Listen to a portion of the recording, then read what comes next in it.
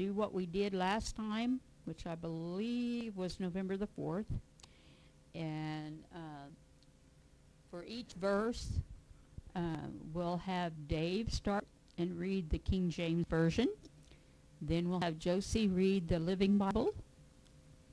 And let me give her a minute to get it. It's not always where she had it last. It moves. And then I will read out of the Amplified. And then we will have opportunities for discussion along the way. And then this is at God's attributes, the 10th one that we're going to study. He's got a whole bunch of attributes, but I'm sorry, this is the 11th part, the 11th attribute. And I've got 12 altogether, so I've got one more teaching on the attributes of God after this one. So, but today we're going to do part 11. God's attribute that we're going to discuss today is He is unchangeable. He is unchangeable. Okay, first I'm going to do a little review. That's what I've been doing because I don't get to do consecutive days of teaching, so it's good to remind us what we've, kind of a summary of what we have discussed. God is love, unconditional love. Number 2, God is truth, perfect truth. Number 3, God is a supreme ruler, which means He's sovereign. Number 4, God is holy. Number 5, God is just. Number 6, God is omnipresent. He's everywhere. At once, by the way. And number 7 is God is omniscient, which is all-knowing. Number 8, He is omnipotent, which is all-powerful. And number 9, He's eternal. He's unlimited by time. He's just plain unlimited by everything. He's boundless. He is not limited by anything. Okay. The first scripture we're going to look at, because tonight we're going to do God is unchangeable. The first one we're going to turn to is Malachi chapter 3. So if you have your Bibles, if you go to Malachi, that's that. If memory serves me correctly, it's the last book of the Old Testament. Yeah, there it is. Okay. All right. We're going to do Malachi chapter 3 and verse 6. Mr. Dave? Verse 6.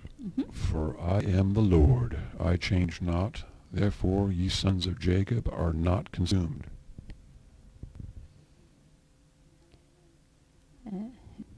Josie, are you anywhere close to getting that one? Her Bible's a little hard to do because we were looking at the way it's arranged. It's kind of arranged in a, once you figure out how it's arranged, it's a little easier, but it's kind of not arranged the way we would have arranged it if we were doing it. She's got more than one version in it, and she's trying to get the Living Bible version. So we forgive her if she has a bit of a struggle back there. She's brave to tackle it each time.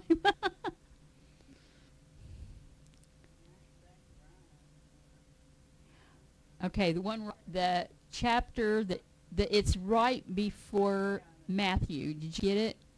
Okay, and we want chapter 3 and verse 6, and don't forget your mic.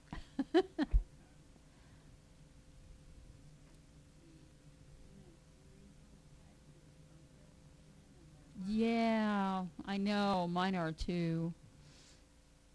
I think most Bibles, there's a few out there that have thicker pages, but a lot of them are like onion skin paper, real thin.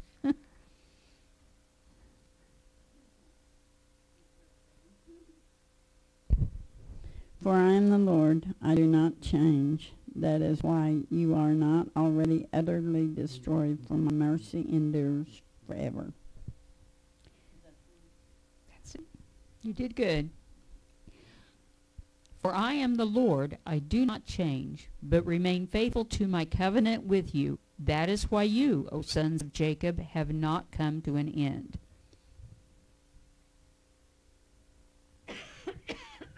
Isn't it wonderful? He doesn't change. Whatever he says, that's the way it's going to be. And he doesn't. He thinks about what he's going to do first, and he does it that way. He's all-knowing and everything. So I just think that's awesome. Does anybody have a comment? Butch, you have a comment, or Dosey or Dave, about God being unchangeable?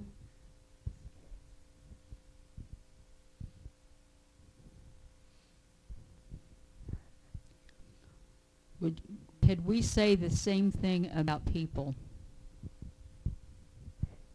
Are we unchangeable? It's not a trick question, but think about it. One example is, I remember when my kids were young, I was raising 7 kids, and raising that many kids, especially when they're very strong-willed, all 7 of them, I have to admit I got frustrated quite frequently. And when I was frustrated, I didn't stop and think. I just said what came into my mind first. You are going to be grounded for 3 months. Well, the crime, quote unquote, the wrongdoing that they did not warrant 3 months. Maybe a day or 2. But I would say 3 months. And so they weren't supposed to be allowed to go anywhere or do anything with friends for 3 months. Yeah. Well, it wasn't long before I realized my error, but I'd already opened my mouth and let it fly. So what I didn't think about was when I wanted to correct it and change it, I caused them not to respect me. Even though that was unreasonable and it needed to be corrected, really it just needed me to stop and think before I gave it. Yeah. That would have solved a lot of problems, but I cannot tell you how many times I was guilty of that. I imagine it was more than I have fingers and toes. But about the time that they were ready to move off and go elsewhere, I finally was starting to get it, and that's kind of after the fact. But anyway, so people change. God doesn't. When God says it, you can, as they say, quote, go to the bank on it, unquote. You can count on it. All right, let's go to Psalms.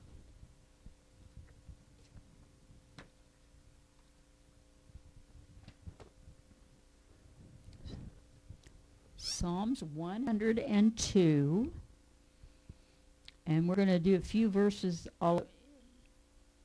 like Dave's going to read 25 through 27, and then Josie and then me, we're going to read more than one verse. Psalms 102, starting with verse 25 and going through 27.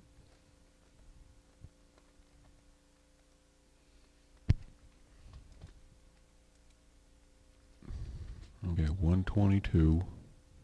No, 102. 102. Mm-hmm.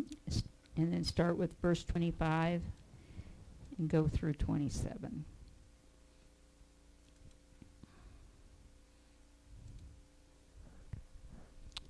Verse 25. Of old hast thou laid the foundation of the earth, and the heavens are the work of thy hands. They shall perish, but thou shalt endure. Ye all of them shall wax old like a garment. As a vesture shalt thou change them, and they shall be changed. But thou art the same, and thy years shall have no end. So there's one of the biggies that's the difference between God and man. Mm-hmm. All right, let Josie read. Okay. In the ages past, you laid the foundations of the earth and made the heavens with your hands. They shall perish, but you go on forever. They will grow old, like worn-out clothing, and you will change them like a man putting on a new shirt and throwing away the old one. But you yourself never grow old. You are forever, and your years never end. Okay. And the Amplified says, at the beginning you founded the earth. The heavens are the work of your hands. Even they will perish, but you endure. Yes, all of them will wear out like a garment. Like clothing you will change them, and they shall be changed. But you remain the same, and your years will never end. Okay, any comments on that one?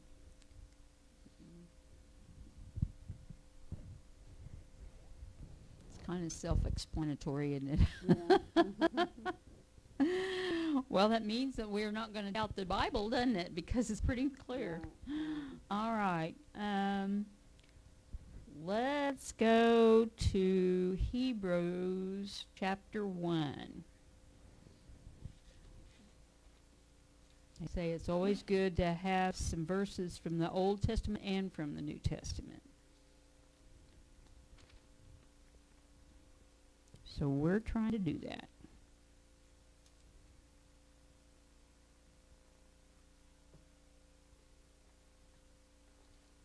If I can find Hebrews. Hopefully you're able to better than I am at the moment. I know it's there. I don't think I've gone far enough. There it is. Okay.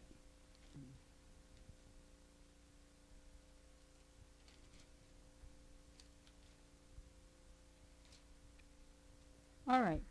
Hebrews chapter 1 and verse 10, 11, and 12. All righty, David.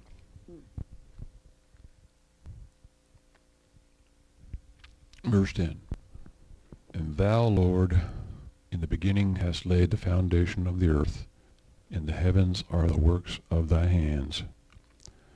They shall perish, but thou remainest, and they all shall wax old as doth a garment.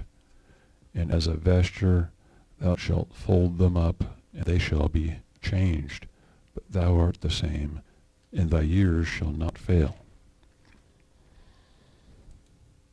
Okay, Josie. What was chapter and verse? That's okay. Hebrews 1, verse 10, 11, and 12, please. Verse 10, 11,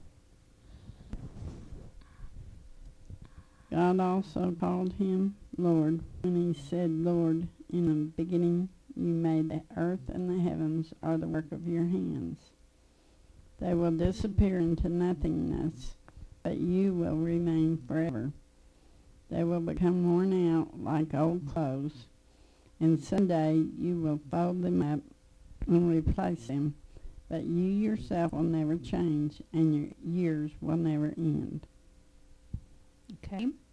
And you, Lord, laid the foundation of the earth in the beginning, and the heavens are the works of your hands. They will perish, but you remain forever and ever. And they will all wear out like a garment, and like a robe you will roll them up. Like a garment they will be changed, but you are the same forever, and your years will never end.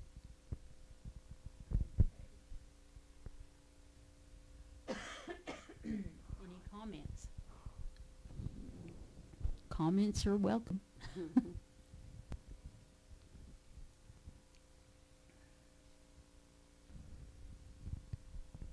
Well, if there's no comments, let's go to Hebrews chapter 13.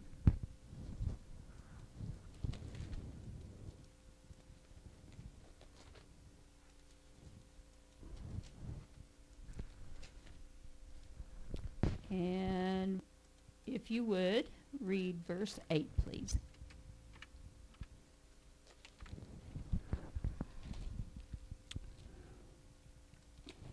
verse 8. Jesus Christ, the same yesterday and today and forever.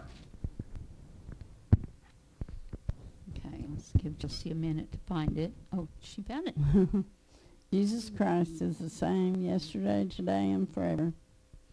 It's almost the same. Mine is almost the same too. Jesus Christ is eternally changeless, always the same yesterday, today, and forever. So what we've been doing is just looking at the scriptures that back up that he's unchangeable. All right, and I only have one more, so and I don't think I brought the I can look and see in my Bible if I brought the ones for the 12th attribute, but James chapter 1 is what we want right now. And we want verse 17.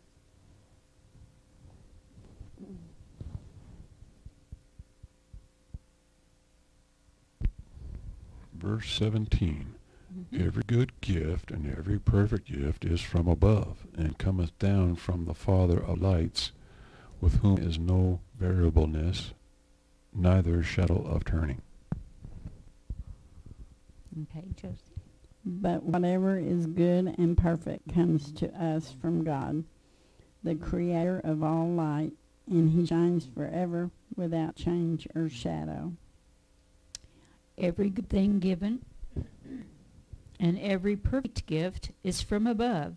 It comes down from the Father of lights, the creator and sustainer of the heavens, in whom there is no variation, no rising or setting or shadow cast by his turning, for he is perfect and never changes. So, if you didn't believe that God never changes, you should believe that now. We all should. Any other comments on the God being unchangeable? Let me put this mic down, and I'm going to look at my Bible and see if I brought my notes for the next attribute. And if not, we'll just do prayer requests and fellowship and let you go home as early as you want. Okay, hold on and let me see if I've got it.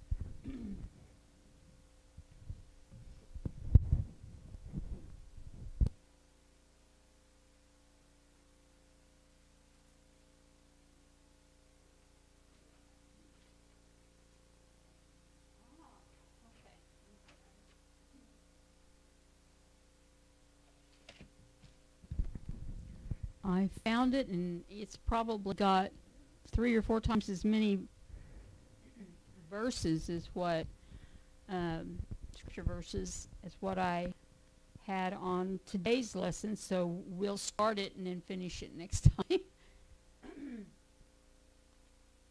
All right, let's go. This attribute is the 12th one I wanted to go over. So this will be my last attribute, but if it goes to about 25 after, we will continue it next time, okay? I'm not going to make you go through forever. Anyway, this attribute is he is the master creator of all things. So we're going to start in Genesis again. Right in the Old Testament, and we want to start with Genesis chapter 1.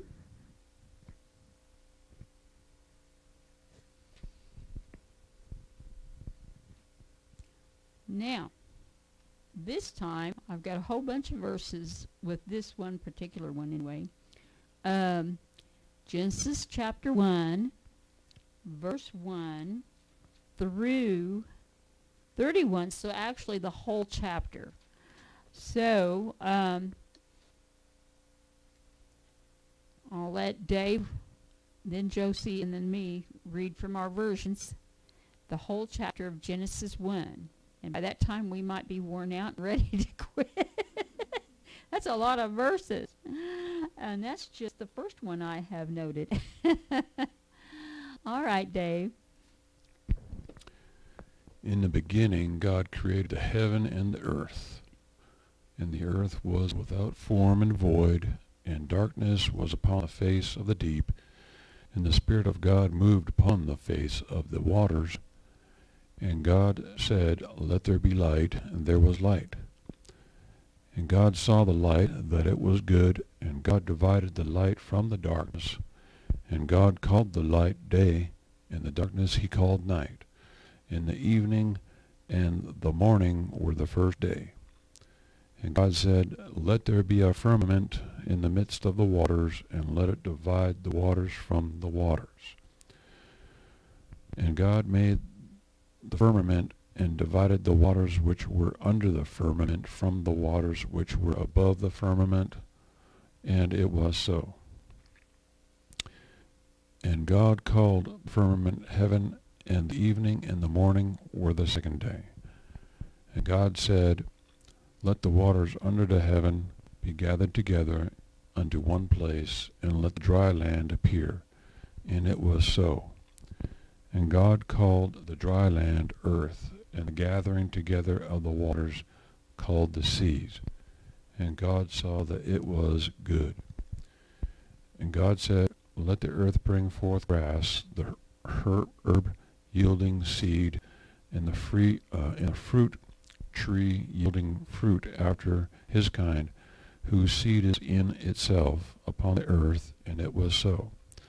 And the earth brought forth grass, and herb yielding seed after his kind, and the tree yielding fruit, whose seed was in itself after his kind. And God saw that it was good. And the evening and the morning were the third day.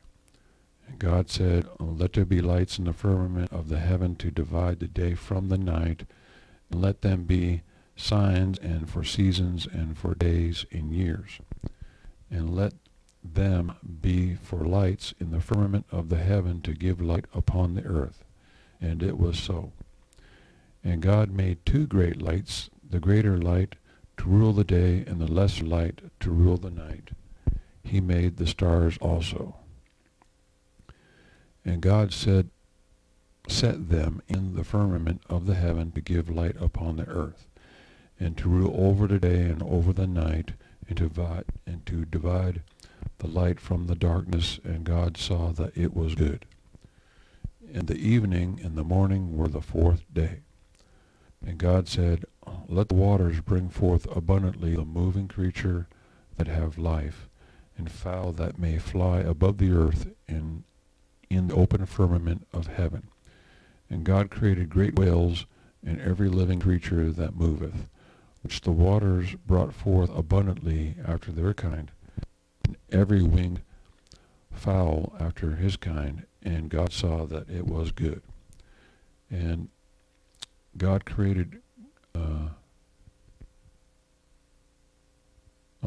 and God blessed them, saying, Be fruitful and multiply, and fill the waters in the seas, and let fowl multiply in the earth. And the evening and the morning were the fifth day. And God said, Let the earth bring forth the living creature after his kind, cattle and creeping thing, and beast of the earth after his kind. And it was so. And God made the beast of the earth after his kind, and cattle after their kind, and everything that creepeth upon the earth after his kind. And God saw that it was good. And God said, Let us make man in our image, after our likeness, and let them have dominion over the fish of the sea, and over the fowl of the earth, and over the cattle, and over all the earth, and over every creeping thing that creepeth upon the earth. So God created man in his own image. In the image of God created he him. Male and female created he them. And God blessed them, and God said unto them, Be fruitful, and multiply, and replenish the earth, and subdue it, and have dominion over the fish of the sea, and over the fowl of the air, and over every living thing that moveth upon the earth. And God said, Behold, I have given you every herb bearing seed which is upon the face of all the earth, and every tree in the which is the fruit of a tree yielding seed, to you it shall be for meat. And to every beast of the earth, and to every fowl of the air, and to everything that creepeth upon the earth, wherein there is life, I have given every green herb for meat. And it was so. And God saw everything that he had made, and behold, it was very good. In the evening and the morning were the sixth day. Take a deep breath now. Okay, it's Josie's turn. When God began creating the heavens and the earth was shapeless, chaotic mass with the Spirit of God brooding over the dark vapors. Then God said, "Let there be light," and light appeared. And God was pleased with it, and divided the light from the darkness. He called the light daytime, and the darkness nighttime. Together they formed the first day. And God said, "Let the vapors separate to form the sky above the oceans below." So God made the sky, dividing the vapor above from the water below. This all happened on the second day. Then God said, "Let the water beneath the sky be gathered into the oceans, so that the dry land will emerge." And so it was. Then God named the dry land earth, and the water seas. And God was pleased. And he said, "Let the earth burst forth every sort of grass and seed-bearing plant, and fruit trees with seeds inside the fruit, so that these seeds will produce the kinds of plants and fruits they came from." And so it was, and God was pleased. This all occurred on the third day. Then God said, "Let bright lights appear in the sky to give light to the earth and identify the day and the night. They shall bring about the seasons on the earth and mark the days and years." And so it was. For God had made two huge lights, and sun and moon, to shine down upon the earth. The larger one, the sun, to preside over the day, and the smaller one, the moon, to preside through the night. He had also made the stars, and God set them in the sky to light the earth. Turn page. And to preside over the day and night, and to divide light from the darkness. And God was pleased. This all happened on the fourth day. Then God said, "Let the waters teem with fish and other life, and let the skies be filled with birds of every kind." So God created great sea animals and every sort of fish and every kind of bird. And God looked at them with pleasure and blessed them all. "Multiply and stock the oceans," he told them, "and to the birds he said, 'Let your numbers increase. Fill the earth.' That ended the fifth day. And God said, "Let the earth bring forth every kind of animal, cattle and reptiles and wildlife of every kind." And so it was. God made all sorts of wild animals and cattle and reptiles. And God was pleased with what he had done. Then God said, "Let us make a man, someone like ourselves, to be the master of all life upon the earth and in the skies and in the seas." So God made man like the maker. Like God did God make man. Man and maid did he make them. And God blessed them and told them, "Multiply and fill the earth and subdue it. You are masters of the fish and birds and all the animals. And look, I have given you the seed-bearing plants throughout the earth and all the fruit trees for your food. And I've given all the grass and plants to the animals and birds for their food." Then God looked over all that he had made, and it was excellent in every way. This ended the sixth day. Okay, you ready for the Amplified?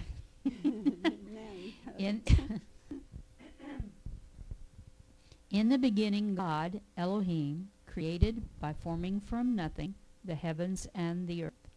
The earth was formless and void, or a waste and emptiness, and darkness was upon the face of the deep, primeval ocean that covered the unformed earth.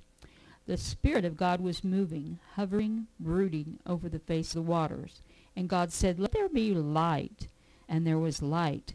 God saw that the light was good, pleasant, and useful, and he affirmed and sustained it, and separated the light, distinguishing it from the darkness. And God called the light day, and the darkness he called night. And there was evening, and there was morning, one day. And God said, "Let there be an expanse of the sky in the midst of the waters, and let it separate the waters below the expanse from the waters above the expanse." And God made the expanse of sky and separated the waters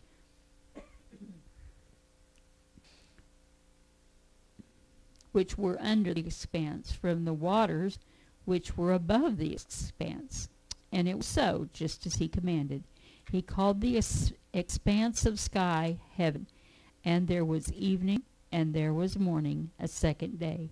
Then God said, "Let the waters below the heavens be gathered into one place of standing, pooling together, and let the dry land appear." And it was so. He called the dry land earth, and the gathering of waters he called seas.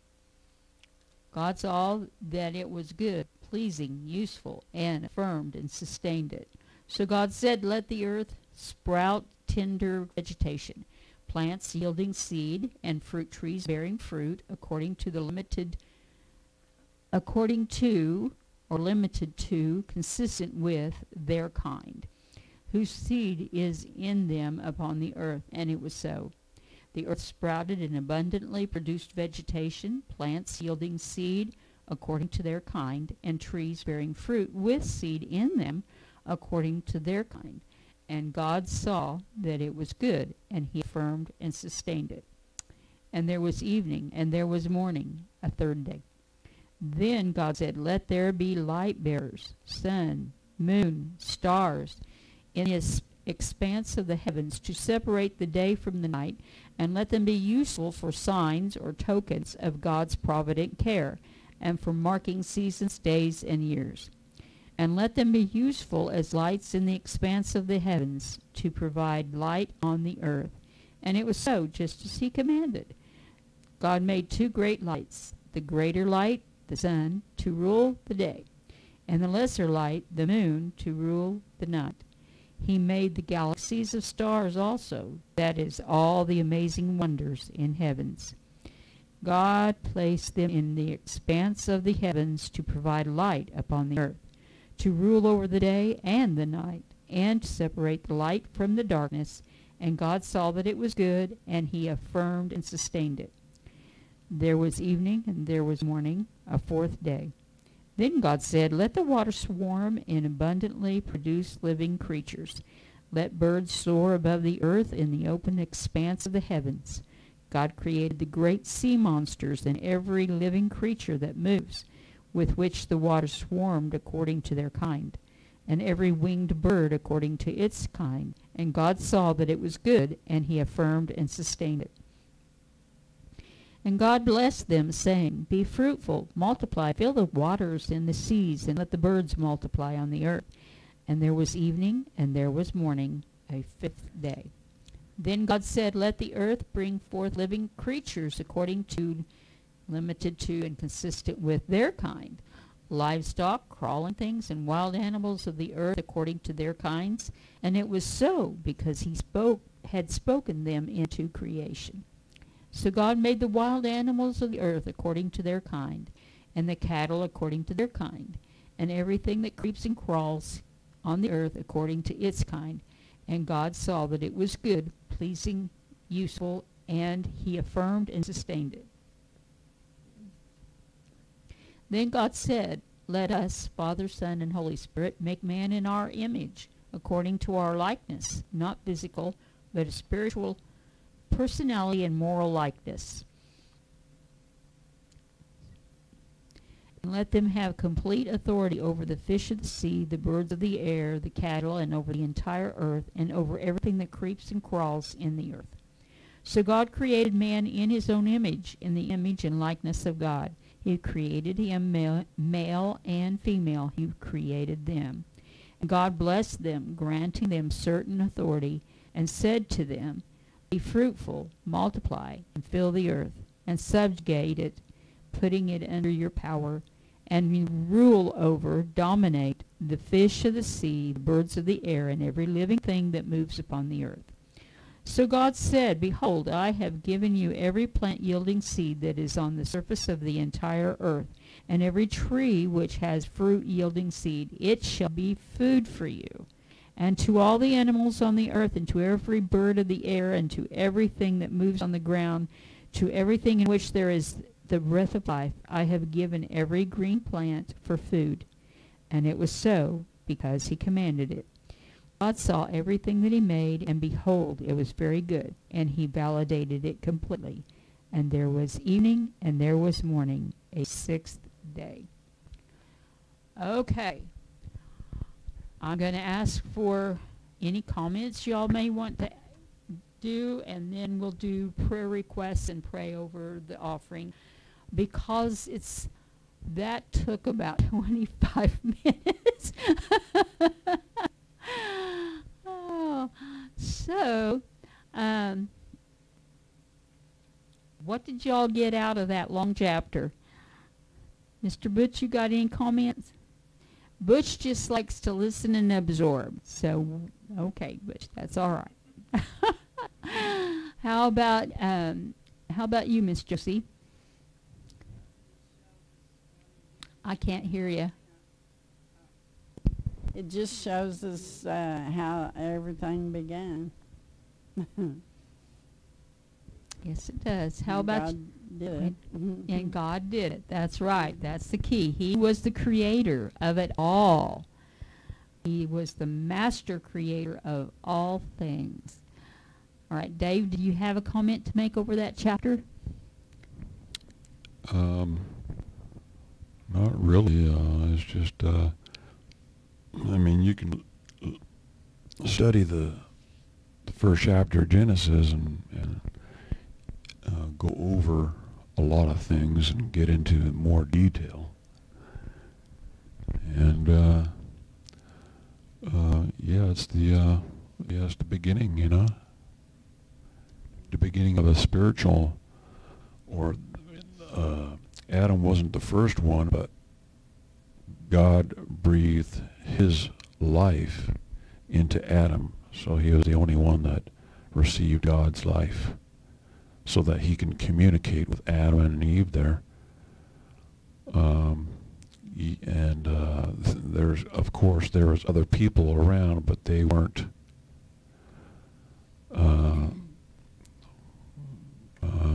I guess they weren't nearby. I guess, I'm not sure, because later on we hear about Cain, after killing Abel, had to be driven out and went to another place.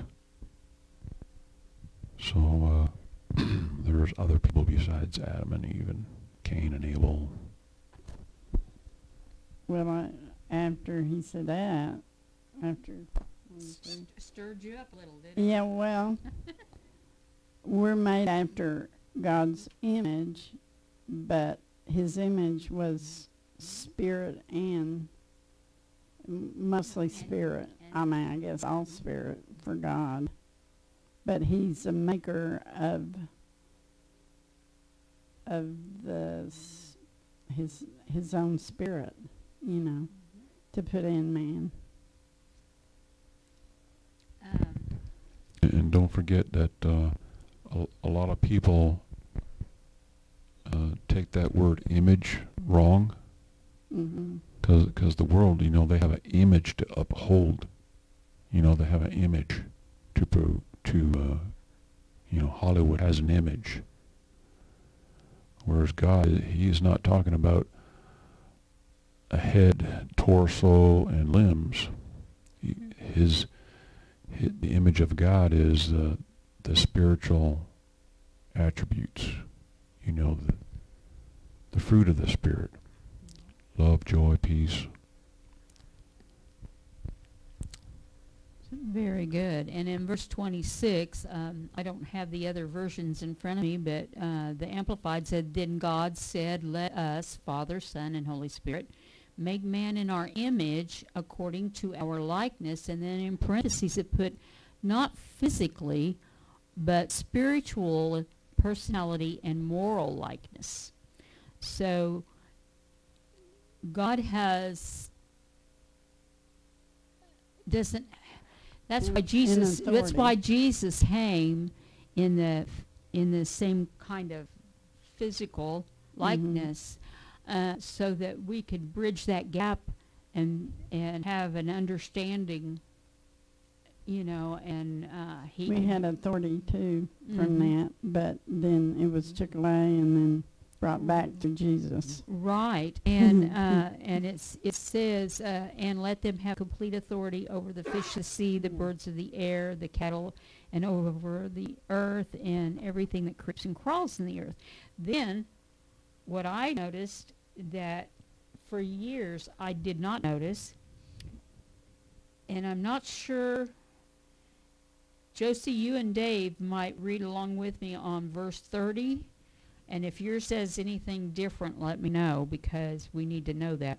But in the Amplified, it says, and to all the animals on the earth and to every bird. Now it's talking about plants being food.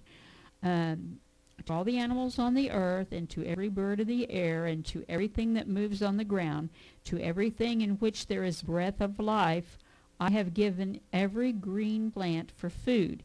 And it was so because he commanded it. Okay, I don't see where he, at that point, was having animals to be our food. It was just plants. It's later on, after Adam and Eve sinned, that he made he gave them clothes out of animal skin, and animals became food for people, if I'm reading that right. And so I find that interesting, because we all know, especially the animal lovers, and especially the vegetarians and the vegans, they feel very sorry for the animals. Now, when we go to the store and we buy the meat, we may not notice feeling that way, but if we had, it's like when I married Chuck, I told him, I said, I will not make a good farmer's wife. So I hope you're not going to be a farmer. I already knew he preached and that he worked, at that time he worked at a factory. But I said I would not make a good one, because I guarantee you every animal, unless it was just plants that you raised, every animal you raised, I would give a name to them and then they would become pets, and you would not be allowed to sell them for meat. Because that's the way I am. I'm an animal lover. Well, my oldest daughter, Vivian, she took it one step farther, and she refuses to eat meat. And it's not a religious thing with her, but she even feels sorry for the wasps when we kill them, because they keep getting in the house and they'll sting us if they're too close to us. She feels sorry for every creature that has to die, and because she recognizes that God made them too. We can kind of go to yeah, even the pests. Our cats were doing their job, and they caught a mouse in the house and destroyed it, okay? And that was yesterday, I believe. Yesterday. She mourned over that poor little mouse. I said, you wouldn't mourn over it if it chewed the wires in your house and burnt your house, everything down, including your cats. She kind of looked at me like, there's got to be another way. Oh, goodness, because I was praising the cats, and she was scolding them for killing those poor little, because they do torture them before they die. They play with them like I just pray that none of them come in my house, and here lately I haven't seen any. I hope I don't. But I just pray that they stay out so they won't get in the poison that I have under the cabinet. But I don't know whether they do or not. Well, anyway, we can get off on that. You could have me talking about mice and cats all day. But when you have cats, you can't very well put poison out, I think. Well, because they can eat the mice and get yeah, get it's not wise no. to put poison out. It'd be, but anyway, everybody's got their own ideas of how to do it, and I'm not going to criticize somebody else for doing it their way. But I just get tickled at her because of that.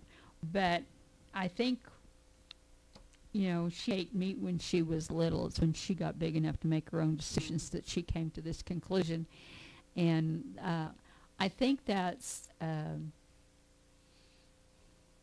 I just never realized that it looks like originally in the Garden of Eden, the plants were food for everybody and everything. Yeah. I mean, even the fish have seaweed,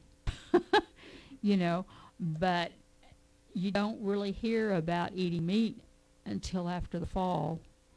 And I think that's part of our punishment to a certain degree, because we have to kill something that's alive to eat the meat, to get the... So I never really thought of it that way before, but I think that... but if you come to a different conclusion, I am open for your opinion. I don't swear to know it all. In fact, I know better than to swear that. I don't know it all. There is a place in the Bible that tells you what kind of animal to eat. And my mother was really a stickler about that. The claws and the different feet and stuff. Yeah, and even that was after Adam and Eve sinned. Mm-hmm. So, so to me, we that were was allowed to eat after that, I guess. Yeah. Certain meat the and New stuff. the New Testament, there's a place where And I God don't think we're allowed to eat bats and for stuff God- like that. yeah, God permitted the eating of some of the things that were forbidden because in the Old Testament. And the Old Testament is really to prove that we cannot go without breaking laws. And the New Testament has a little bit different approach to it. Mm-hmm. So That's fine. anyway, we'll save all the rest of those ideas for John or somebody when they're dissecting Genesis. Yeah. But anyway, those are all things that back up the statement that one of the attributes of God is He created everything, and He's the master of everything. Now, He made people to be, I guess you'd call it assistant master over the things of the earth, because we're caretakers. It's still God's creation, but He set us as caretakers over the stuff that He created. Anyway, let's go on to prayer requests. Have we got any of those? Yeah, I have two. The